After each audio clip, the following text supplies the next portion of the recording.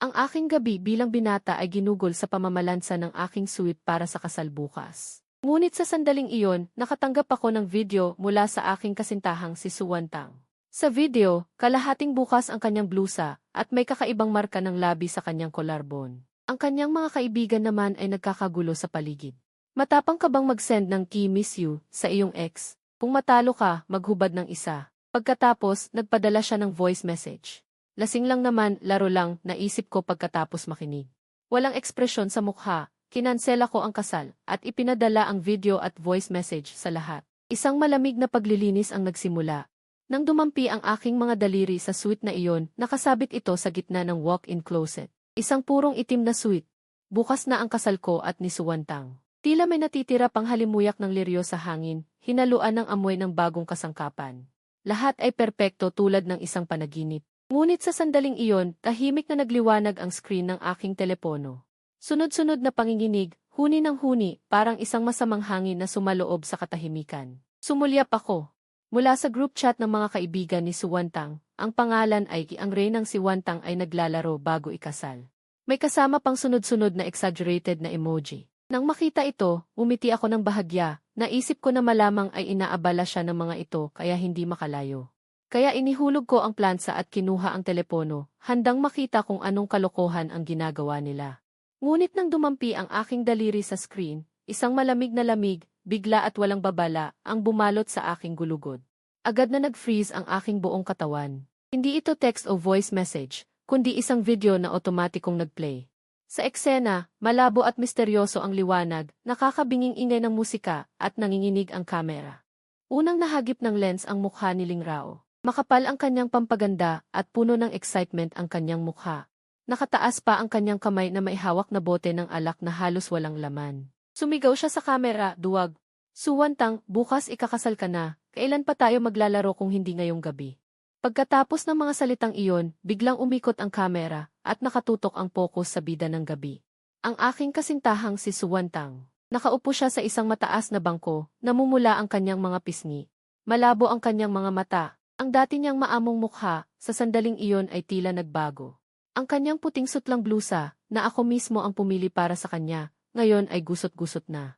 Ang tatlong pinakataas na buttons ay nakabukas lahat, nagpapakita ng malawak na puting balat at pinong collarbone. At sa mismong lukab ng kanyang collarbone. Isang mapula, matapang na marka ng labi, parang isang pangit na tatak.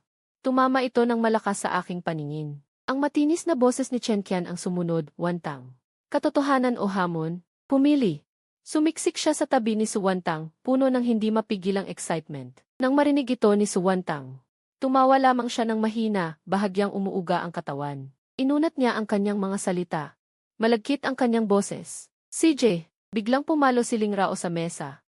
Yumuko siya papalapit kay Suwantang, kumikislap ang kanyang mga mata ng masamang liwanag. Pagkatapos, sumigaw siya, tinatabunan ang ingay ng background, matapang ka ba? I send mo sa contact mong sa phone mo. Sabihin mo, Mingje, matagal na tayong hiwalay, miss pa rin kita. Ngayon, agad-agad, send mo. Nang marinig ko ang pangalang iyon, biglang nanlaki ang aking mga mata. Nakita ko na ang contact na iyon dati. Nasa isang maliit na sulok ng phone book ni Suwantang dahil sinadyang nilagyan ng para mauna sa listahan. Tanong ko minsan, sabi niya ay dating kaklase lamang. Ngunit sa sandaling iyon, ang pangalang iyon ay parang isang laso na karayom, tumusok ng malalim sa aking puso. Sa oras na iyon, sa labas ng eksena, narinig ang excited na boses ni Zhaofi, I send na. Kung makita ko ngayong gabi, hahaha, ang ganda ng eksena, ayokong isipin. Ang liwanag ng screen ng kanyang telepono ang nagpapaliwanag. Sa kanyang baluktot ng ngiti, at si Suwantang ay nagsimulang tumawa ng mahina. Walang kahit anong pag-aatubili, may kasamang kabaliwan pa. Tunay niyang inilabas ang kanyang sariling telepono. Ang kanyang mga daliri, malamya, ay nagtapik sa screen. Ilang segundo ang lumipas. Itinaas niya ang kanyang ulo at iniharap ang screen ng kanyang telepono sa kamera. Maliwanag na nakalagay doon ang interface ng matagumpay na naipadala at ang nakakasilaw na linyang iyon. Mingje, matagal na tayong hiwalay, miss pa rin kita. Oh! Sa loob ng kwarto, biglang sumabog ang nakakabinging sigawan. Parang may nagawa silang dakilang tagumpay. Sumunod, biglang tumalon si Chen Qian at sumigaw, hubad, hubad, hubad. Tinuro niya ang nakabukas na kwelyo ni Suwantang at sumigaw ng panunukso. Talo ka, dapat magbayad. Maghubad ng isa. Ang nasa loob, bilis, tama. Hubad, matalo manalo, sumigaw at pumalakpak si Ling Rao. Ang mga mata ay parang kawit na nag-aapoy, at ang lens ni Zhao Fei ay nanginginig sa kasabikan. Nakatutok ng mahigpit kay Suwantang. Ang ngiti sa mukha ni Suwantang ay biglang nanigas. Tumingin siya sa paligid na mailasing na mga mata. Nakikita ang mga mukha na namumula dahil sa alak at masamang hangarin. Sandali siyang nag-atubili. Ngunit sa gitna ng mga sigaw ng hubad, hubad, hubad, ang kanyang pag-aatubili ay marupok na parang bula. Tila siya ay nilamon ng napakalaking damdamin ng karamihan na maisaya ng pagkawasak. Isang bahagyang ngiti ng pagtatalikod ang umakyat sa kanyang labi. Pagkatapos ay itinaas niya ang kanyang kamay. Hindi upang tanggalin ang buttons, kundi ang kanyang mga daliri ay sumalo sa ika-4 na buttons ng kanyang blusa. Sa sandaling iyon, biglang nagdilim ang eksena, natapos ang video. Sa closet, biglang naging tahimik, tanging ang bigat ng aking pintig ng puso. Parang tambol na pumipintig, paulit-ulit na humahampas sa aking mga tainga. Sa tablang pamamalansa, ang maingat kong pinaplansang gown ay nasa ilalim ng nakasisilaw na liwanag. Sumasalamin ng malamig na kinang. Sa sandaling iyon, muling nag-vibrate ang telepono. Ito ay voice message mula kay Suwantang. Ang aking mga daliri ay malamig at manhid, halos walang pakiramdam. Pinindot ko ang voice message. Ang malagkit at malabong lasing na salita ni Suwantang ay malinaw na umagos. Ang bawat salita ay parang basag na salamin na nababalot ng pulot, mariing dumadaan sa aking mga nerbiyos. Ngayong gabi, huwag. Huwag kang magalit, laro lang, laro lang. Nagbibiro lang sila. Ako, bukas. Ikakasal ako sa iyo ng maganda. Laro lang. Laro lang. Inulit ko ang dalawang salitang iyon ng mahina. Ang boses ay parang papel de liha na dumadampi sa lalamunan. Tumingin ako sa taas. Sa salamin, isang mukha ang sumalamin, maputla, walang dugo, ngunit sa ilalim ng mga mata ay may rumaragasa. Isang itim na bagyo na kayang sunugin ang lahat. Sa gitna ng bagyong iyon ay ang sukdulang sakit. Isang bangin na nabuksan pagkatapos biglang maging yelo. Sa pilitan kong kinuha ang telepono. Namumuti ang mga daliri, halos sumuot ang mga kuko sa malamig na screen. Walang pag-aatubili, walang pagsisisi. Pinindot ko ang grupong pinamagatang. Party ng Reyna bago ang kasal. Nag-type ako sa screen, bawat salita. Parang talim na nababalot ng yelo, may pa siyang pumutol sa lahat. Lahat sa inyo. Kanselado ang kasal. Agad. Huwag abalahin. I send. Pagkatapos, mabilis kong pinadala ang mensaheng ito. Kasama ang kahiyahiyang video at ang voice message na inlaro lang. Sa lahat ng tao sa aking contacts na may kinalaman sa kasal, magulang ng magkabilang panig. Lahat ng kamag-anak, kaibigan, kasamahan sa trabaho. Manager ng hotel, tagaplano ng kasal, seremonyas. Kamera at video. Ang dulo ng daliri ay nagtagal sa send button, sandali lamang. Pagkatapos, mariin kong pinindot. Buzz! Ang telepono ay sumigla sa pag-vibrate. Nagdagsaan ang mga beep. Ang screen ay biglang napuno ng mga tandang pananong. At mga tandang padamdam. Hindi ko ito tiningnan. Walang ekspresyon. Inilagay ko ang telepono sa silent mode. Itinapat ang screen pababa sa malamig na tablang pamamalansa. Parang hindi telepono ang isinasara, kundi ang aking ganap na nadurog na nakaraan. Pagkatapos, tumalikod ako. Muli, tumingin sa itim na gown. Ang huling init sa aking mga mata ay tuluyang nawala. Tanging isang walang buhay na lamig ang natira. Inabot ko ang kamay sa pilitang hinawakan ang mamahaling tela. Hinila ng malakas. Tiningnan ang gown na winasak ko, parang isang pangarap na pinunit. Inihagis ito sa sahig na parang basura. Pagkatapos, pumunta ako sa bintana at binuksan ito. Ang malamig na hangin ng taglagas ay biglang pumasok. Hinipan ang mga hibla ng buhok sa aking noo, at pinalayas ang huling amoy ng liryo sa silid. Nagsindi ako ng sigarilyo. Ang pulang apoy ay kumikislap sa dilim, nagliwanag at nagdilim. Sa gitna ng usok, tiningnan ko ang lungsod sa aking paanan. Ang aking mga mata ay matalas na parang lawin, tumago sa gabi, tiyak na nakatutok sa kabilang dulo ng lungsod. Ang mga entertainment center na iyon, doon, nagpapatuloy ang kasiyahan. At dito, isang malamig at tumpak na paghihiganti ang nagsisimula pa lamang. Ang abo ay tahimik na nahulog at ang telepono ay patuloy na kumikinang sa plansa na parang isang alitaptap na nagpupumilit na mabuhay. Hindi ako lumingon, hinayaan ang malamig na hangin na tumaga sa aking mukha. Ito ay kakaibang pumipigil sa kumukulong dugo sa aking dibdib. Isang sigarilyo ang nasunog hanggang sa upos, tumpak kong ibinuga ito sa kadiliman. Ang mahinang pulang liwanag na iyon ay agad na nilamon ng dilim. Pagkatapos ay lumingon ako ng walang pag-aalinlangan, dumiretso sa kwarto, binuksan ang pinakailalim na bahagi ng aparador. Hinugot ang isang kalahating lumang itim na travel bag, ang tunog ng pagbukas ng zipper ay lubhang nakakasakit sa tenga. Hindi damit ang laman kundi ilang dark suit. Iyon ang mga sandata na madalas kong isuot sa negotiation table. Sa tabi nito ay tahimik na nakalatag ang isang dark brown hardcover na folder, may bahagyang pagkasira sa mga gilid. Inilabas ko ang suit at isinuot. Ang malamig na tela na dumidikit sa balat ay nagdulot ng kakaibang kalmado. Kinuha ko ang folder, hinimas ang pabalat at binuksan ito. Hindi ito business documents. Sa unang pahina ay isang screenshot ng contact list. Ang pangalan ng grupo ay Bridal Night Grand Party ni Tangtang Queen. Sa ilalim ay nakalista ang 4 na pangalan: Suwantang, Lingrao, Chenqian, Zhaofei. Sa bawat pangalan ay may pulang tinta na detalye, pagkakakilanlan, trabaho, tirahan, impormasyon ng partner, at maging ang plaka ng sasakyan. Detalyadong nakapagtataka. Ang marka ng pulang tinta ay matalas na parang talim. Sa pangalan ni Suwantang ay may malaking S. Ang ikalawang pahina ay ang impormasyon ni Lingrao, ang business registration ng kanyang pinagmamalaking Raos Public Relations, listahan ng mga pangunahing kliyente sa nakaraang 3 taon, mga kasalukuyang proyekto, at maging ang ilang great transactions sa kanyang kumpanya na hindi kayang imbestigahan ng malalim, masinsinan at sistematiko. Ikatlong pahina, si Chen Qian. Ang kanyang asawang si Zhang Bin, Deputy Section Chief sa District Tax Bureau, ay may bilog sa pangalan. Sa ilalim ay may ilang maliit na letra na nagsasaad ng madalas na pagpasok ni Zhang Bin sa isang high-end subdivision sa nakaraang kalahating taon. Kasama ang isang babaeng pangalan na hindi pamilyar at kanyang pinagtatrabahuhan. Sa tabi ay ang tax registration number ng sariling restaurant ni Chen Qian. Ika-4 na pahina, si Zhaofei. Screenshot ng website ng College of Arts sa Nanjiang University kung saan siya nagtatrabaho. Ang mga pamagat ng kanyang core journal articles sa kanyang personal page ay naka-highlight sa pula.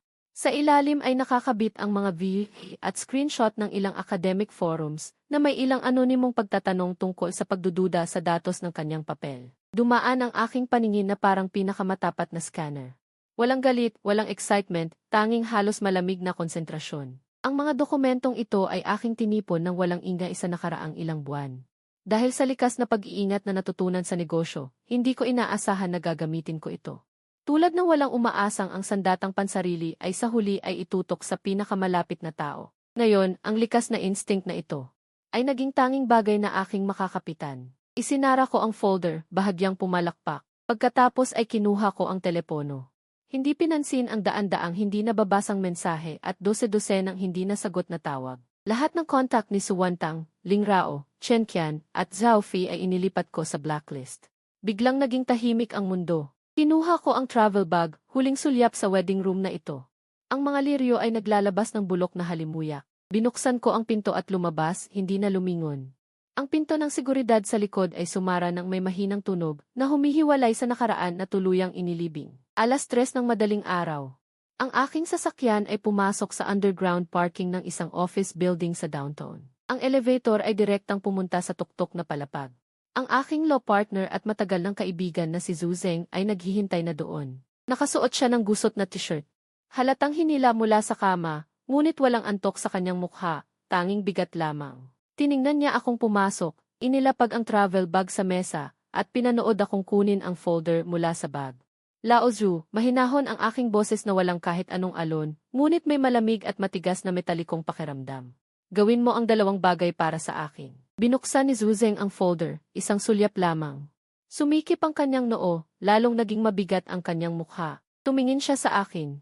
Nakita ang mukha kong walang dugo at malamig na mga mata, biglang naunawaan ang lahat. Hindi siya nagtanong ng walang kabuluhang anong nangyari. Sabihin mo, bumaba rin ang boses ni Zhu Zeng, may kalmado ng isang propesyonal na abogado. Una, itinuro ko ang pangalan ni Suwantang, ang kasal ko kay Suwantang ay ganap na tapos na. Lahat ng regalong mailayuning magpakasal, lalo na ang 880,000 na bride price at alahas, ay dapat bawiin lahat. Batay sa mga probisyon ng Civil Code, ang ebidensya. Huminto ako. Kumuha ng 8th drive mula sa loob ng aking suit jacket, at dahan-dahang inilagay sa folder. Narito ang bank transfer records, resibo ng alahas at ebidensya ng direktang dahilan ng pagkansela ng kasal. Kinuha ni Zhu Zeng ang 8th drive. Hindi na nagtanong pa, tumango lang. Naiintindihan. Litigation strategy, gagawin ko sa lalong madaling panahon. Sabay na gagawin ang pre-litigation property preservation. Upang hindi niya mailipat ang ari-arian. Hindi makakatakas ang kanyang mga property at bank account. Pangalawa, inilipat ko ang aking daliri sa impormasyon ni Ling Rao, Chen Qian, at Zhao Fei. Ang aking mga mata ay matalas na parang talim. Ang tatlong taong ito, gusto kong magbayad sila. Ang halaga ay dapat tumugma sa laro nila kagabi. Legal at walang problema sa hinaharap. Dumaan ang tingin ni Zhu Zeng sa tatlong pahinang iyon. Siya ay nag-isip sandali at pagkatapos ay sinabi. Ang kumpanya ni Ling Rao, ang tax at commercial bribery ay ang entry point. Sapat na para sa kanya na mabankrupt at maliquidate. Ang kahinaan ng asawa ni Chen Qian na si Zhang Bin, kung iakyat, sapat na para mapahamak siya. Ang akademikong dungis ni Zhao Fei. Basta guluhin ang tubig, tiyak na hindi magtatagal ang kanyang posisyon bilang associate professor. Tumingin siya sa akin at nagtanong. Ang kahinaan ng asawa ni Chen Qian na si Zhang Bin, kung iakyat, sapat na para mapahamak siya. Ang akademikong dungis ni Zhao Fei. Basta guluhin ang tubig, tiyak na hindi magtatagal ang kanyang posisyon bilang associate professor. Tumingin siya sa akin at nagtanong. Pinakamataas ang sukat. Ang aking boses ay tiyak at walang anumang init. Gusto kong mahulog sila mula sa langit patungo sa putik, yung tipong hindi na makabangon. Huminga ng malalim si Zhu Zeng. Isara ang folder. Iwanan mo sa akin, gagamitin ko ang pinakamalinis at pinakamatulis na paraan.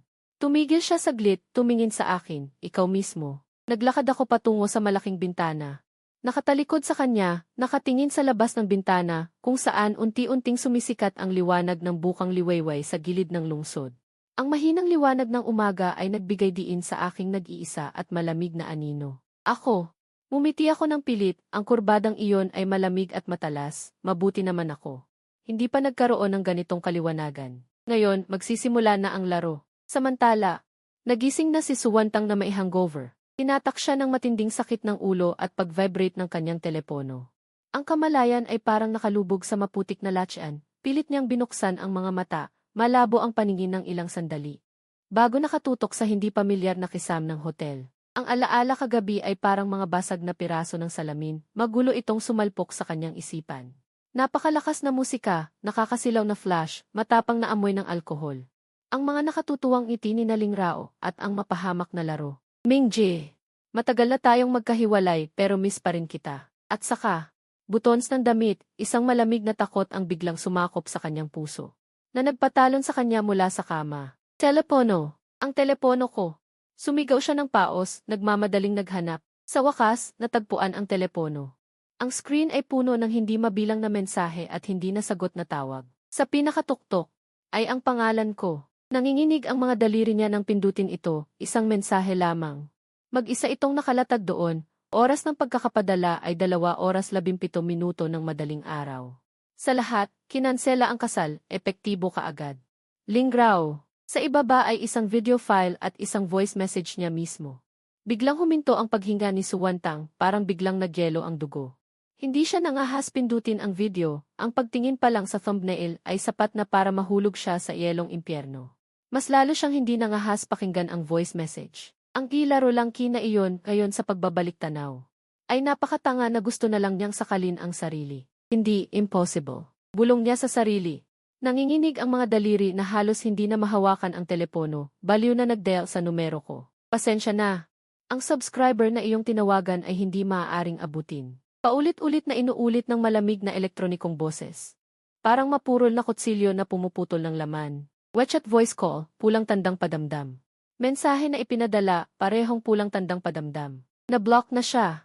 Ganap na pagtanggi. Isang malaking takot na parang tsunami ang bumalot sa kanya.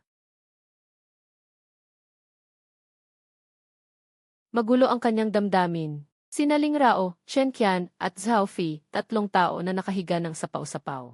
Sa sopa at sahig, nagising din sa ringtone ng telepono, mukhang walang malay. Ang ingay. Reklamo ni Ling Rao, hinawakan ang kanyang telepono at tiningnan. Biglang natigilan din nakita rin ni Chen Qian at Zhao Fei ang bagyo ng mga mensahe. Ang mga mukha ay agad namutla. Kinansela ang kasal. Ang boses ni Chen Qian ay may hindi makapaniwalang panginginig, tumingin sa pintuan kung saan nakatayo si Suwantang na parang patay ang mukha. Wantang, alam na niya. Sumigaw si Suwantang ng masira. Tumatakbo ang mga luha, alam na niya lahat. Video, voice message. Nakita niya lahat, ayaw na niya sa akin. Na-block na niya ako. Biglang tumayo si Ling Rao, pilit na kumalma, ano naman kung alam niya? Naglaro lang naman tayo, di ba? Ano naman? Ang laki-laki ng puso niya, napakakitid. Wantang, huwag kang mag-alala, haharapin ko siya at ipapaliwanag. Ipaliwanag? Tiningnan ni Suwantang si Lingrao na parang baliw, sumirit ang boses. Paano ipapaliwanag? Ipapaliwanag kung paano ako nagpadala ng ganoong mensahe sa ibang lalaki isang gabi bago ang kasal. Ipapaliwanag kung paano ako muntik nang maghubad dahil sa inyong mga pang-aasar. Lingrao, kayo ang may kasalanan. Kayo ang nagdulot nito sa akin. Si Chen Qian na nasa likod ni Lingrao ay biglang nagalit. Suwantang, may katwiran ka ba? Ikaw mismo pumayag na maglaro, ikaw mismo nagpadala ng mensahe, ikaw mismo nagtanggal ng buttons. Pinilit ka ba namin? Hindi mo kaya ang laro, kapag may problema, sisihin mo ang iba. Kahit iniwan ka niya, karapat-dapat ka. Tama na. Sumigaw si Zhao Fei at sinubukang paghiwalayin sila, panginginig ang kanyang boses. Tigilan na ang pagtatalo, ano pa bang silbi ngayon? Ipinadala na ni Jinyan ang mga video at voice messages sa grupo. Ang mga magulang ko, asawa ko, mga kasamahan ko. Nakita na lahat na wala na ang dangal ko. Mariin na tinitigan ni Chen Qian ang mensahe ng asawa niya sa cellphone. 3 malamig na salita lang, umuwi, pag-usapan natin. Nanghina ang kanyang mga binti. Dumapa siya sa carpet, putla na parang walang buhay. Alam niyang tapos na ang magagandang araw niya. Ang tahimik na parang patay sa suite ay pumalit sa sigawan. 4 na babae, binagsak ng matinding takot at malamig na katotohanan. Napaupo si Suwantang, dumula sa pader pababa sa sahig. Humagulgol siya ng kawalan ng pag-asa. Nawala ang maingat na inihandang kasalan, nawala ang minamahal na nobyo. Napahiya sa harap ng lahat ng tao. Ang mundo niya ay gumuho sa kanyang harapan at ang pagguhong ito. Simula pa lamang, ang mundo ko naman ay lumipat sa ibang dalas. Walang pag-aalboroto, walang paglalasing para kalimutan. Isang halos mekanikal. Malamig na ritmo ng mataas na kahusayan. Umalis ako sa bahay kasal, lumipat sa isang luxury suite. Sa isang top-class na hotel sa gitna ng lungsod. Sa labas ng malaking bintana, tanaw ang abalang lansangan. Sa loob, puro itim, puti at kulay abo ang lamig. Parang isang command center na walang init. Mabilis ang pagkilos ni Zhu Zeng. Sa loob ng 48 oras mula nang magbigay ako ng utos, isang legal letter na may pulang selyo ng Zhengyuan Law Firm na ipadala na sa tirahan ni Suwantang sa pamamagitan ng City Express. Noong mga oras na iyon, nakakulong si Suwantang sa sofa ng sala ng bahay ng kanyang mga magulang. Mamaga ang mga mata na parang nogales, sobrang payat at haggard. Tumunog ang doorbell. Kinuha ng kanyang ina ang mabigat na envelope, liham ng abogado para kay Tangtang, nanginginig ang boses ni Inang Su. Para siyang nasunog, mabilis na binawi ni Suwantang ang kamay. Inablot ng kanyang ama ang envelope at binukas ng marahas. Itim sa puting papel, malamig at malinaw. Alinsunod sa pagwawakas ng kasunduan sa kasal ni Ginoong Jinyan at Binibining Suwantang. Ito ay formal na ipinaalam, si Binibining Suwantang ay dapat, sa loob ng 7 araw mula sa pagtanggap ng liham na ito. Ibinalik ng buo ang bride price na 1,200,000 piso, pati na ang isang peres ng gintong pulseras. Isang gintong kwintas. Kung hindi maibalik sa takdang oras, ang tanggapang ito ay magsasampa ng kaso sa Korte ng Bayan. At nag-apply para sa Pre-Litigation Asset Preservation. Ang mga salitang Pre-Litigation Asset Preservation ay parang maso na bumagsak sa puso ng 3 miyembro ng pamilya Su. Ito ay nangangahulugan na ang bahay, sasakyan at deposito sa pangalan ni Suwantang ay maaaring i-freeze ng korte anumang oras. Siya paano niya ito magagawa? Si Suwantang ay humagulgol. Ang matinding kahihiyan at takot ay nagpapanginig sa kanya. Para lang sa kaunting pera, gusto niya akong patayin? Kaunting pera. Iyan ay higit sa 1,000,000. Galit na galit si Ama Su, mariin niyang hinampas ang liham ng abogado sa coffee table. May lakas ka pa bang umiyak? Ano bang magandang ginawa mo? Nawala na ang karangalan ng pamilya Su. Ngayon, may ebidensya sila at humihingi ng pera, tama lang iyon. Pinapanood ni Suwantang ang kanyang mga magulang na nag-aaway ng desperado. Nakatingin sa malamig na liham ng abogado, pakiramdam niya ang buong mundo ay pumipigas sa kanya, nagpapahirap sa kanya. Ang aking paghihiganti ay dumating ng napakabilis, napakalupit. Tumpak na tumama sa pinakamahina niyang punto pagkawala ng dangal. Pagkawala ng lahat ng ari-arian. At samantala, 3 iba pang tahimik na pangangaso ay tahimik na nagaganap sa bawat sulok ng lungsod. Sa conference room ng kumpanya ni Lingrao, ang kapaligiran ay mabigat at tahimik. Nakaupo siya sa pangunahing upuan, maputla ang mukha, 2 dokumento ang nakalatag sa harapan. Ang isa ay liham paunawa mula sa Hongyuan Real Estate na nag-aanunsyo ng pagkansela ng kanyang kwalipikasyon sa bid at pagpapanatili ng karapatang ituloy ang legal na pananagutan. Ang isa pa ay abiso ng pagsusuri sa buwis mula sa City Tax Bureau. Director Ling. Sa Hongyuan, ang ilang daang libong piso na inilabas namin humihikbi ang boses ng assistant.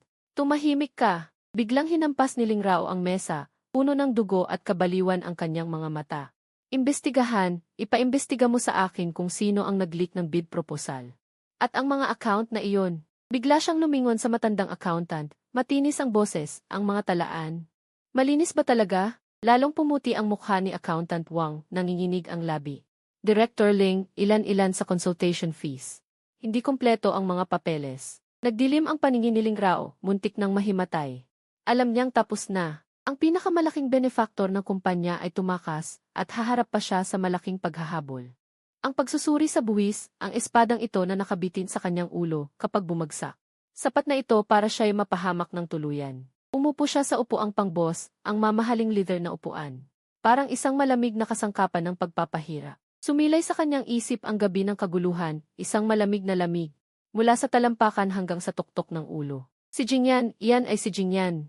Maliban kay Jingyan, sino pa ang may ganitong kapangyarihan na eksaktong pumutol sa kanyang mga lifeline? Ang yoga studio ni Chen Qian ay walang tao. Sa pintuan ay may nakapaskil na internal adjustment. Temporarily closed na anunsyo. Nakaupo siya sa malamig na sahig, mahigpit na hawak ang kanyang telepono.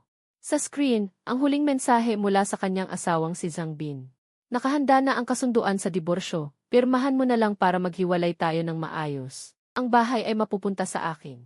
Pantaihati ang pera, ang bata ay sumama sa akin. Alagaan mo ang iyong sarili. Walang pagtatanong. Walang pagtatalo, tanging malamig na hatol. Kahapon lang. Si Zhang Bin ay dinala ng komite ng inspeksyon para sa pag-inom ng tsaa. Pagkatapos, ilang mga still ng surveillance camera na nagpapakita ng kanyang pagtataksil ay walang pangalan na ipinasok.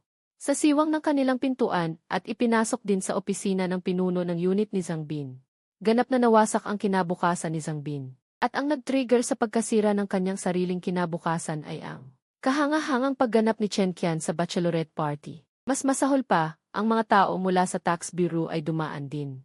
Upang alamin ang sitwasyon sa kanyang yoga studio, ang maliit niyang gusot na bookkeeping para umiwas sa buwis ay hindi makapanindigan. Nawalan siya ng asawa, nawalan ng tahanan. Ang maliit na tindahan ay nasa panganib. Niyakap ni Chen Qian ang kanyang mga tuhod, nanginginig ang kanyang katawan tulad ng dahon sa hangin ng taglagas. Pinagsisihan niya ito, pagsisihan ng malalim. Bakit siya sumali? Sa mapahamak na bachelorette party na iyon, paano nangyari ang lahat ng ito? Sa harap ng bulletin board ng College of Arts ng Nanyang University, may isang maliit na grupo ng mga tao. Puti ang mukha ni Zhao Fei na parang papel, nakatayo sa labas ng karamihan. Halos hindi makatayo. Sa bulletin board, malinaw na nakapaskil ang isang liham ng akusasyon. Na may matitinding salita. Sa liham ay detalyadong inilista ang malubhang akademikong maling gawain sa kanyang isinumiteng papel para sa maging associate professor. Falsification ng core data, plagiarism ng mga pangunahing graph. Malawakang diwastong pagsipi ng mga sanggunian. Sa bawat ebidensya ng pagkakasala ay may kalakip na detalyadong ebidensya. Walang pangalan ang liham ng akusasyon, ngunit napakalaki ng pinsala. Para itong bomba. Sabay na ipinadala sa email ng pinuno ng kolehiyo at ng akademikong komite ng universidad. Tiake. Di ko akalain na si Professor Zhao ay ganitong tao. Akala ko siya ay mataas ang prinsipyo, pero puro pagpapanggap lang pala. Tapos na ito, baka mawalan pa siya ng trabaho. Ang mga bulungan sa paligid. Tulad ng karayom na tumutusok sa pandinig ni Zhao Fei. Pakiramdam niya ay hindi mabilang ng mga titig. Tulad ng searchlight na tumatama sa kanya, puno ng pag-alipusta, panlilibak at pagmamalasakit. Ang kanyang akademikong imahe na maingat niyang itinayo sa loob ng maraming taon. Ang propesyonal na pundasyon na kanyang ikinabubuhay, sa sandaling ito ay gumuho, nadurog sa walang natira. Nalilito siyang bumalik sa kanyang opisina, isinara ang pinto, dumulas pababa sa sahig habang nakasandal sa pinto. Patuloy na tumatawag ang kanyang asawa, hindi siya makasagot. Ang naghihintay sa kanya ay tiyak na suspension sa trabaho, mahigpit na parusa, o kahit pagpapaalis. Tapos na siya. Ang kanyang akademikong karera, reputasyon, pamilya. Lahat ay tapos na. At ang pinagmulan ng lahat ng ito ay tumuturo sa nakatatakot na gabing iyon. Tumuturo sa kanyang masayang pagtaas ng kamera ng telepono na nakatutok kay Suwantang. Kinuhanan niya ng video ang kahihiyan ni Suwantang. At siya mismo ang kumuha ng tiket patungo sa kailaliman. Ang aking paghihiganti, tulad ng isang tiyak na armas na may nakatakdang programa. Tumama ng eksakto sa bawat target. Walang suntukan, walang masasamang salita. Tanging malamig na mga patakaran ng batas at hubad na mga materyal na interes na naging pinakamatatalim na talim. Tahimik na pumutol sa kanilang makikinang na buhay. Ang unang yugto ay papasok pa lamang sa kasukdulan. Ang malamig na hangin ng taglagas ay humahagupit ng mga tuyong dahon sa labas ng Zhengyuan Law Firm. Sa silid ng pagpupulong, si Suwantang at ang kanyang ina ay nakaupo sa tapat ko, hindi sa tapat ni Zuzeng. Si Suwantang ay pumayat ng husto. Ang dating makintab na mukha ay nangitim. Attorney Zhou, ang boses ni Suina ay nanginginig sa pagsusumamo. Sinira ang katahimikan. Tingnan ninyo, tungkol sa ari-arian at netong halaga na iyon. Maaari pa bang makipag-usap kay Jingyan? Alam naming mali si Tangtang, talagang mali. Maaari bang pabagalin ang mga bagay na iyon o bawasan ang babayaran? Itinaas ni Zuzeng ang kanyang kamay para gumawa ng isang banayad. Ngunit hindi mapag-aalinlangan ng kilos ng pagputol. Ginang Su, naiintindihan ko ang inyong kalagayan. Ngunit pakiusap unawain, ang aking kliyente, si Ginoong Jingyan, ay napakalinaw ang paninindigan. Pagbabalik, ito ay obligasyong itinakda ng batas, walang puwang para sa pakikipag-usap. Nanginginig ang katawan ni Suwantang. Tuyo at paos ang boses. Abogado Zhou, gusto kong makita si Jingyan. Gusto kong humingi ng tawad sa kanya ng personal. Pakiusap, tulungan mo akong makiusap sa kanya, hayaan mo akong makita siya kahit isang beses lang. Umikot ang kanyang luha sa kanyang mga mata, may mapagpakumbabang pagsusumamo. Bahagyang bumuntong hininga si Zuzeng. Nananatiling mahinahon ang tono. Miss Su, pasensya na, malinaw na sinabi ni Ginoong Jing. Ayaw kanyang makita. Ang pagkikita ay walang saysay kundi dagdag pa sa sakit ng isa't isa. Siling Rao at ang mga kasama niya, para bang hinawakan ni Suwantang ang huling dayami. Sila lahat, Siling Rao ang pumilit sa akin na laruin ang laro na iyon, sila ang sumira sa akin. Kung gusto ni Jingyan maghiganti, dapat sa kanila siya pumunta. Bakit ganito ang ginagawa mo sa akin? Ako ang biktima. Lumamig ng kaunti ang tingin ni Zuzeng, bahagyang sumandal ang katawan. Miss Su, pakitandaan ang inyong pananalita. Una, walang sinuman ang nagtutok ng kutsilyo sa inyo. Upang sumali sa larong iyon, bilang isang ganap na may kakayahang sibil, kailangan mong panagutan ang iyong mga pinili. Panagutan ang buong responsibilidad. Ang paglilipat ng kasalanan sa iba ay hindi lamang walang tulong. Higit pang nagpapakita ng kawalan ng pananagutan. Huminto siya, lalong lumamig ang tono. Pangalawa, tungkol kay Ling Rao, Chen Qian. Zhao Fei, ang mga bagay-bagay ng tatlong babae ay walang kinalaman sa kasong ito. Iminumungkahi ko na ituon ninyo ang inyong lakas sa kung paano tuparin ang inyong kasalukuyang obligasyong legal. Si Suwantang ay napatahimik ng mga salita ni Zuzeng. Nawala ng masabi, nawala ang kulay sa kanyang mukha, tanging nakakahiyang kulay abo ang natira.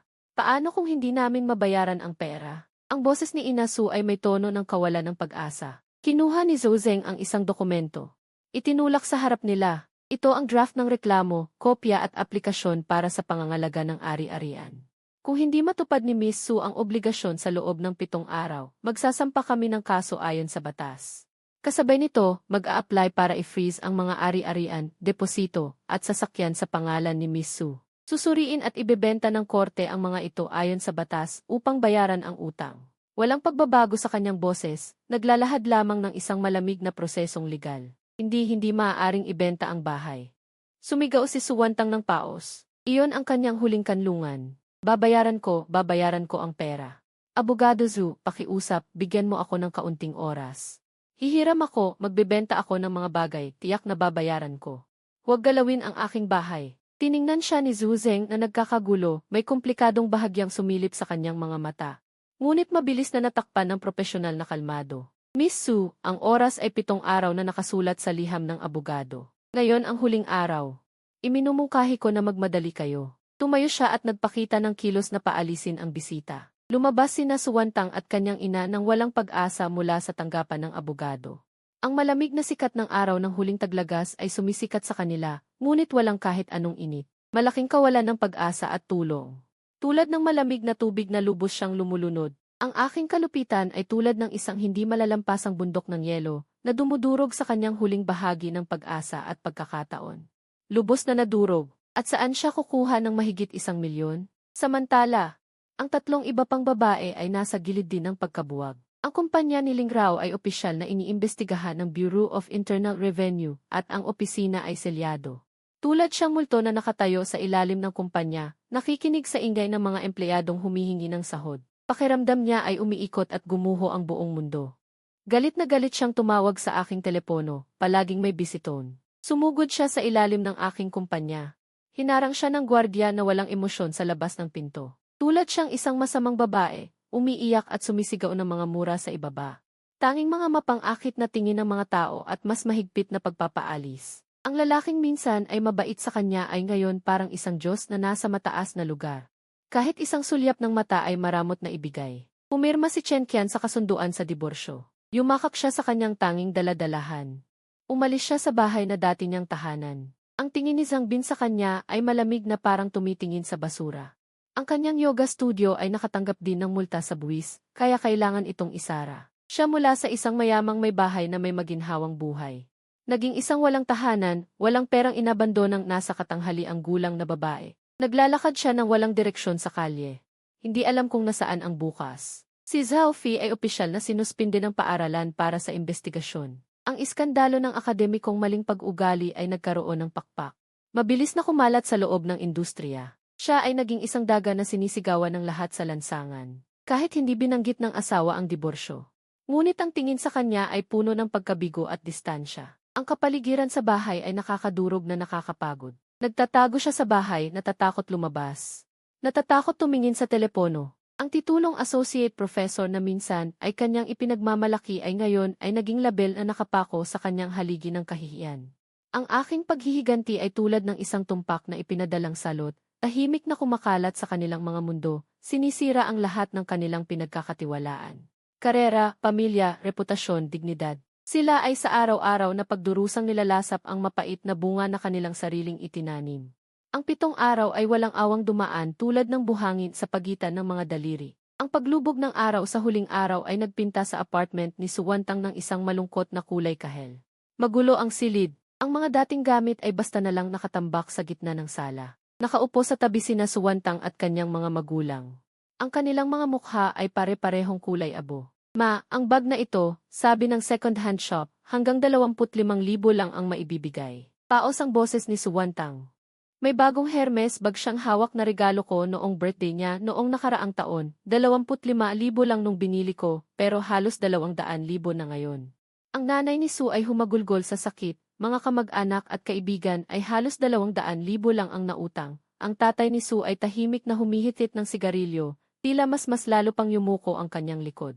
Halos 500,000 lang ang lahat, kulang pa ng malaki, isang malaking agwat ng pera ang nasa harapan, parang isang bundok na hindi kayang akyatin. Ding dong! Ang masakit na tunog ng doorbell ay biglang tumunog na parang kampana ng kamatayan, nanginginig si Suwantang. Nahulog ang bag sa sahig, dumating na ang dapat dumating, sa labas ng pinto ay may 2 empleyado na suot ang uniforme ng hukuman na may seryosong mukha, si Suwantang ba? Kami ay mula sa Execution Bureau ng Nangang District People's Court. Ito ang Notice of Execution at listahan ng pag-agaw ng ari-arian at selyo, iniabot ng empleyado sa namumutla. Si Suwantang, ayon sa batas, ang iyong ari-arian sa Maple Garden. Mga bank account at sasakyan ay sasakupin at i-freeze, mangyaring makipagtulungan sa amin. Isuko ang susi ng bahay, susi ng sasakyan at mga kaugnay na dokumento. Ang itim na letra sa puting papel na may pulang selyo ay nakakasilaw. Tiningnan ni Suwantang ang listahan, para siyang umiikot ang mundo, bumuka ang kanyang bibig. Parang may hindi nakikitang kamay na pumipigas sa kanyang lalamunan, kaibigan, maaari bang magpabigay? Nangungutang kami ng pera. Bigyan niyo pa kami ng ilang araw, sumugod ang nanay ni Su, umiiyak at nagmamakaawa. Tita, pakiusap kalmado, mahinahong binawi ng empleyado ang kanyang braso. Ginagawa namin ang aming tungkulin ayon sa batas. Ngayon, pakiusap makipagtulungan, umupo ang tatay ni Su na walang sigla, tinakpan ang kanyang mukha. Ang lalaking ito na buong buhay ay matapang, ngayon ay tuluyan ng nadurog, tiningnan ni Suwantang ang kanyang mga magulang na desperado. Ang huling lakas ay naubos na, parang puppet siyang pumihit at kumuha ng susi at dokumento sa drawer ng entrance. Iniabot ito na nanginginig, kinuha ito ng mga empleyado at naglabas ng ilang selyo ng hukuman. Ayon sa regulasyon, ang mga personal na pangangailangan sa loob ng bahay ay maaaring dalhin, ilalagay namin ang selyo mamaya. Nang ang nakakasilaw na puting selyo na mailetrang iselyo, ay mahigpit na idinikit sa pintuan, sa wakas ay hindi nakayanin ni Suwantang. Dumulas ang kanyang katawan at naupo sa sahig. ang kanyang mundo ay selyuhan ko ng sarili kong kamay sa pinakamalamig at pinakalehitimong paraan.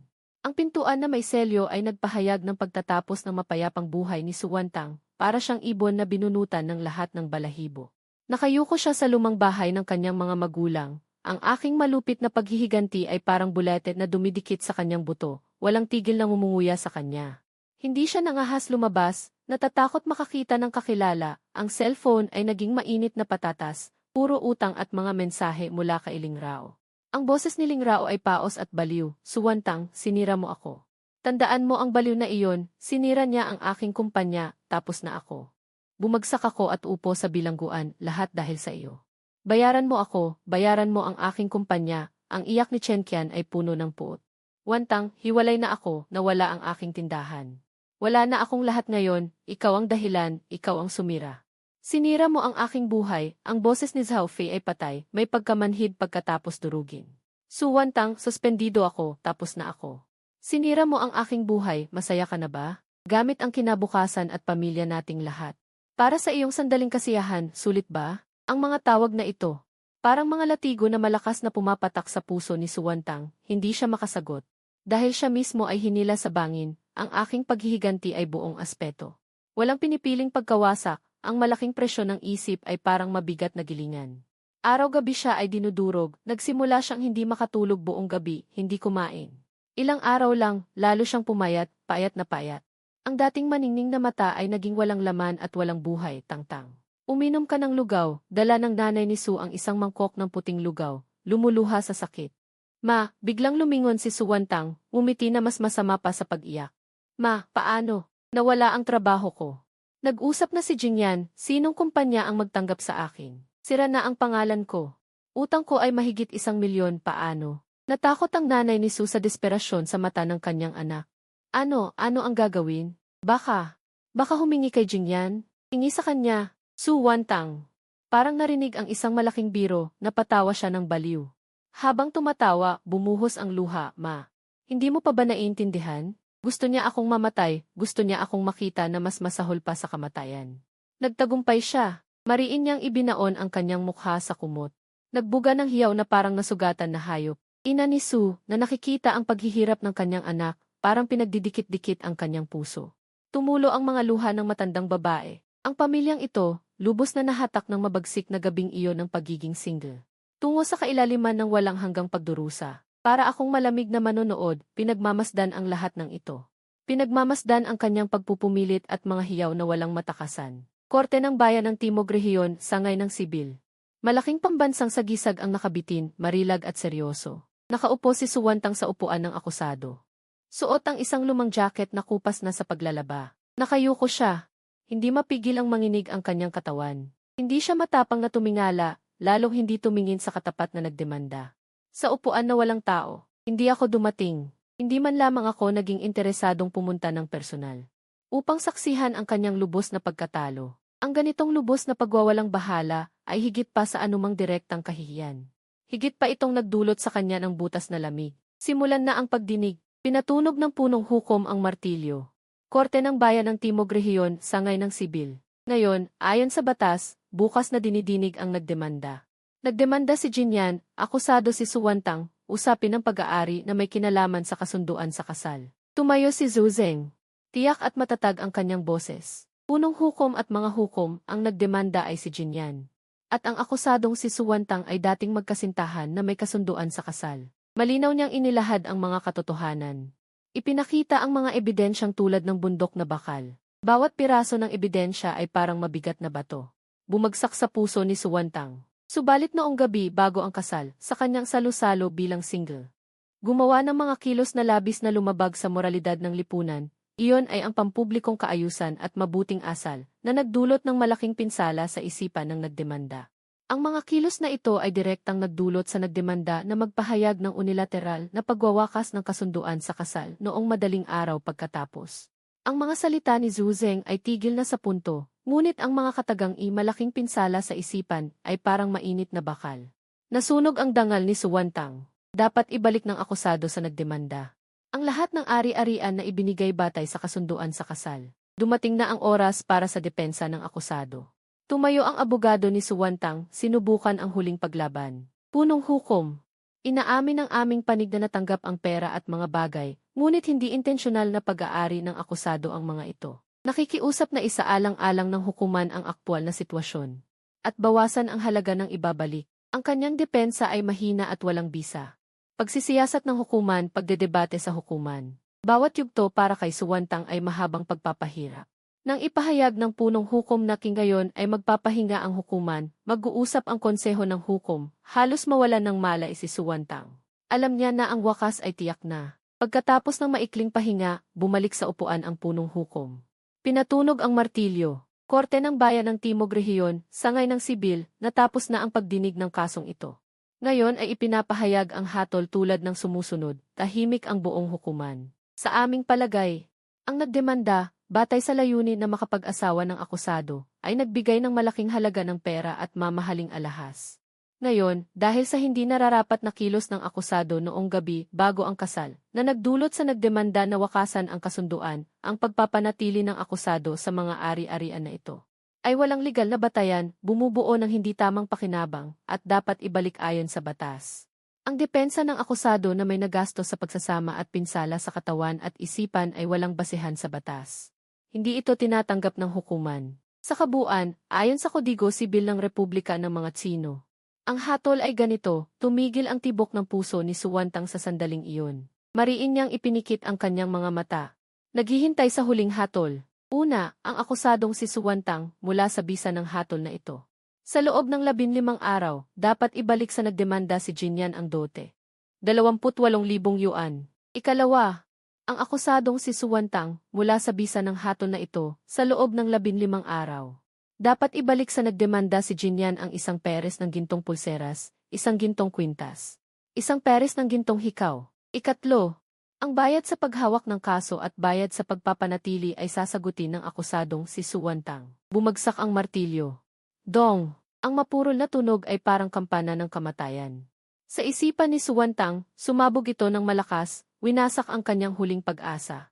Lubos itong dinurog. Natalo siya. Talon-talo, sugatan at walang laban. Ang batas ay naging pinakamatalim na espada sa aking mga kamay, tumpak na isinagawa ang aking kalooban. Inilagay siya sa krus ng kahihiyan at utang. Tapos na ang paglilitis. Mula sa upuan ng mga manonood, narinig ang pigil na iyak ng ina ni Su. Si Suwantang ay lumabas ng pasuray-suray mula sa hukuman. Sa labas, ang maputlang araw. Sumakit ang kanyang mga mata. Tumingala siya sa pagkakalito. Parang nakikita niya sa kanto ang isang pamilyar na itim na iki na nakasarado ang mga bintana. Sa loob ay tila may isang malamig na tingin na nakatutok sa kanya, iyon ay ako. Dumating ako, nandoon ako, malamig na pinapanood siyang hatulan. Pinapanood siyang mahulog sa kailaliman, ang malaking takot at kawalan ng pag-asa. Bigla siyang sinunggaban, hindi na niya kaya, nagdilim ang paningin, humandang sumubsob sa unahan. Ang hatol ay parang isang mainit na bakal na pumipiga sa huling pag-asa ng pamilya Su, 15 araw. Parang isang anunsyo ng kamatayan, ipinagbili ang lahat ng maaaring ibenta, piniga ang pensyon ng mga magulang. Inutangan ang lahat ng kamag-anak na maaring lapitan, sa wakas ay natipon ni Suwantang ang malaking halagang sapat upang durugin ang isang pamilya. Muling pumasok sa Zhengyuan Law Firm, pakiramdam niya ay parang bilanggo na patungo sa bitayan. Inakay siya ng katulong ni Zhu Zeng patungo sa pamilyar na silid-pulungan, sa pagkakataong ito ay naroon na ako. Nakaupo ako sa sopa malapit sa bintana, maluwag ang tindig, ang kulay abong high-end na suite. Nagpapakita ng matangkad na pangangatawan, matigas ang gilid ng mukha, ang tingin ay nasa labas ng bintana. Hindi gumalaw kahit kaunti dahil sa kanyang pagdating, ang sikat ng araw sa pamamagitan ng blinds. Naglagay ng liwanag at dilim sa aking katawan, ginagawang mas matindi ang aking aura ng pag-iwas. Nagpahinto si Suwantang sa pintuan, halos huminto ang tibok ng puso, ilang buwan lamang ang nakalipas. Para akong ibang tao, ang dating init at lambing sa aking mga mata para sa kanya ay nawala ng walang bakas. Ang natira na lamang ay walang hangganang lamig, naglalabas ng nakakasakal na presyon ngayong gabi. Hirap niyang sinimulan ang pagsasalita, tuyo at paos ang boses, may mababang panginginig. Sa wakas ay dahan-dahan akong lumingon, ang tingin ay tumama sa kanya, parang malamig na ilaw ng searchlight. Walang emosyon, tanging isang mataas na pagsusuri, ang tingin ay dumaan sa kanya. Sa hindi bagay na lumang jacket, sa kanyang maputla at pagod na mukha, sa wakas ay huminto sa kanyang mahigpit na hawak. Napunong lumang canvas bag, pera at alahas, nanginginig si Suwantang sa ilalim ng aking tingin. Hindi sinasadyang inilagay ang canvas bag at ang velvet box ng alahas sa coffee table. Ang kilos ay maihalos mapakumbabang takot, hindi siya makagalaw, nakatayo na parang bilanggo na naghihintay ng hatol. Ang aking tingin ay tumigil saglit sa canvas bag at alahas na kahon, hindi ko ito ginagalaw. Bahagya akong nagtaas ng baba, tinuro si Zuzeng, agad siyang humakbang pasulong. Inilabas ang isang dokumentong nakahanda na, itinulak sa harap ni Suwantang, Miss Su. Ito ang kasunduan sa pagbabayad ng utang at pagbabalik ng ari-arian, pakitingnan kung tama ang halaga at bagay. At pumirma sa bahagi ng pangalawang partido, nanginginig na kinuha ni Suwantang ang kasunduan, puti at itim na malamig at malinaw. Bawat salita ay parang karayom na tumutusok sa kanyang mga mata, kinuha niya ang panulat. Ang dulo ng panulat ay nakabitin sa lugar ng pirma, itinaas niya ang kanyang ulo upang tingnan ako, ang luha ay umiikot sa kanyang mga mata. Ang boses ay may basag na hikbi, jinge, pera at mga bagay, ibabalik ko sa iyo ang lahat. Alam kong mali ako, hindi ako dapat naging bulag, hindi ako dapat nakinig sa kanilang pag-udyo. Pinagsisisihan ko, pakiusap, sa ngalan ng ating nakaraang pagmamahalan. Patawarin mo ako, at pakawalan na rin si Ling Rao at ang iba pa, sila ay pinarusahan na. Sapat na, talagang sapat na, pakiusap tumigil ka na. Siya ay nagmakaawa ng hindi magkakaugnay, sinusubukang gisingin ang kahit anong natitirang pag-ibig sa pamamagitan ng luha at pagsisisi. Tahimik akong nakinig, walang kumikibo sa aking mukha, hanggang sa matapos siyang umiyak. Saka ako dahan-dahang nagsalita, hindi mataas ang boses, ngunit parang may yelong kutsilyo. Malinaw na pinutol ang hangin, at tuluyang pinuputol ang kanyang huling ilusyon, pag-ibig. Bahagya akong ngumiti, ang kurba ay malamig at mapang-uyam, sa ilalim ng mata ay walang hangganang lamig. Mula nang buksan mo ang iyong buttons at ipadala ang mensaheng iyon sa pagitan natin. Ay tanging relasyon sa utang na lamang, ang aking tingin ay dumaan sa kasunduan, may hindi matatawarang presyon. Pirma, dalawang salita na tiyak, walang anumang puwang para sa pagbabago. Tiningnan ni Suwantang ang matinding lamig at determinasyon sa aking mga mata, ang huling pag-asa ay tuluyang namatay. Sa wakas ay naunawaan niya na ang luha at pagsisisi ay walang halaga sa aking paningin, ang kanyang sakit at pagsisisi sa aking mga mata. Ay malamang na isang maliit na pampalasa lamang sa piging ng paghihiganti na ito, ang puso ay tuluyang namatay. Hindi na niya ako tiningnan, ibinaba ang ulo, ang luha ay patak-patak na tumulo sa puting pahina ng kasunduan. Nagkalat ang isang maliit na basang mansa, mahigpit niyang kinagat ang kanyang ibabang labi, ginamit ang lahat ng kanyang lakas. Hinawakan ang mabigat na pluma, sa lugar ng pirma ng pangalawang partido, isinulat ang kanyang pangalan ng mailakas at bawat guhit. Ang dulo ng pluma ni Suwantang ay humahagod sa papel, lumilikha ng mahinang tunog ng pagsulat 502 parang tunog ng buhay na pinagpuputol-putol, nang bumagsak ang huling titik. Marahil ay sobra ang lakas 503 isang matinis na tunog, ang matalim na metal na dulo ng pluma ay biglang dumurog sa makapal na papel ng kasunduan 504 at gumawa ng isang butas. Ang maliit na butas na iyon ay biglang lumitaw sa tabi ng kanyang pirma 505 parang isang tahimik na desperadong tuldok, ang aking mga mata ay tahimik na dumaan sa butas na iyon, dumaan sa kanyang nilagdaang pangalan 506 dumaan sa mga guhit ng luha sa kanyang mukha 507, hindi ko rin kinuha ang canvas bag at alahas na lalagyan sa mesa. Parang mga basurang walang kabuluhan lamang ang mga iyon 508 diretso akong naglakad patungo sa pinto. Matatag ang mga hakbang. Walang kahit anong paghinto 500 at mabilis kong tinupi ang nilagdaang kasunduan at sumunod ng mabilis, ang mabigat na pinto ng silid ng pagpupulong 5-1-0 tahimik na sumara sa likod ko. Pinaghiwalay ang dalawang mundo, si Suwantang ay nanatiling nakatayo roon na parang estatwa 511 ang kanyang kamay ay mahigpit pa ring humahawak sa pluma. Sa mesa ay ang lumang canvas bag 512 na naglalaman ng pinaghirapang pera ng kanyang buong pamilya, at ang gintong lalagyan ng alahas na sumisimbolo sa dating tamis. Ngayon ay puno na lamang ng pangungutya 513 sa labas ng bintana, ang araw ay maninging pa rin, puno ng sasakyan at tao, ngunit ang kanyang mundo, sa aking mapagpasyang. Pagtalikod 514 na ay tuluyang nahulog sa isang malamig at patay na walang hanggang gabi, ang apoy ng paghihiganti ay naapos, tanging malamig na abo na lang, parang tunog ng buhay na pinagpuputol-putol, nang bumagsak ang huling titik. Marahil ay sobra ang lakas 503 isang matinis na tunog. Ang matalim na metal na dulo ng pluma ay biglang dumurog sa makapal na papel ng kasunduan 504 at gumawa ng isang butas. Ang maliit na butas na iyon ay biglang lumitaw sa tabi ng kanyang pirma 505 parang isang tahimik na desperadong tuldok. Ang aking mga mata ay tahimik na dumaan sa butas na iyon. Dumaan sa kanyang nilagdaang pangalan 506 dumaan sa mga guhit ng luha. Sa kanyang mukha, pagkatapos ay tumayo ako, hindi ko na siya tiningnan pa 507, hindi ko rin kinuha ang canvas bag at alahas na lalagyan sa mesa. Parang mga basurang walang kabuluhan lamang ang mga iyon 508 diretso akong naglakad patungo sa pinto, matatag ang mga hakbang. Walang kahit anong paghinto 500 at siya mabilis na tinupi ni Zuzeng ang nilagdaang kasunduan at sumunod ng mabilis, ang mabigat na pinto ng silid ng pagpupulong 5-1-0 tahimik na sumara sa likod ko. Pinaghiwalay ang dalawang mundo. Si Suwantang ay nanatiling nakatayo roon na parang estatwa 511 ang kanyang kamay ay mahigpit pa ring humahawak sa pluma. Sa mesa ay ang lumang canvas bag 512 na naglalaman ng pinaghirapang pera ng kanyang buong pamilya at ang lalagyan ng alahas na sumisimbolo sa dating tamis. Ngayon ay puno na lamang ng pangungutya 513 sa labas ng bintana. Ang araw ay maningning pa rin, puno ng sasakyan at tao, ngunit ang kanyang mundo, sa aking mapagpasyang pagtalikod 514 na ay tuluyang nahulog sa isang malamig. At patay na walang hanggang gabi, ang apoy ng paghihiganti ay naapos, tanging malamig na abo na lamang. Isang pagsinghal, ang matalim na dulong metal ng panulat ay tumusok sa makapal na pahina ng kontrata. At gumawa ng isang butas. Ang maliit na butas na iyon ay biglang lumitaw sa tabi ng kanyang lagda. Ang aking tingin ay tahimik na dumaan sa butas na iyon, sa kanyang lagda, at sa mga agos ng luha sa kanyang mukha. Pagkatapos ay tumayo ako, hindi ko na siya tiningnan. Hindi ko rin kinuha ang canvas bag at ang kahon ng alahas mula sa coffee table, parang mga basurang walang kinalaman. Dumiretso ako sa pintuan, matatag ang hakbang, walang paghinto.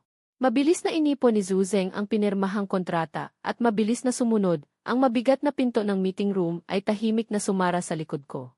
Naghiwalay ang dalawang mundo. Si Suwantang ay nakatayong matigas mag-isa sa kanyang pwesto. Sa kanyang kamay, mahigpit pa rin niyang hawak ang panulat. Sa coffee table, naroon ang lumang canvas bag na naglalaman ng pawis at dugo ng kanilang pamilya. At ang kahon ng alahas na sumisimbolo sa dating tamis, ngayon ay panunuya na lamang. Sa labas ng bintana, ang araw ay maningning pa rin, trapiko ng mga sasakyan, ngunit ang kanyang mundo, sa aking mapagpasyang pag-alis, ay lubusang nahulog sa isang malamig na walang hanggang gabi. Ang apoy ng paghihiganti ay nasunog na, tanging malamig na abo na lamang ang natira.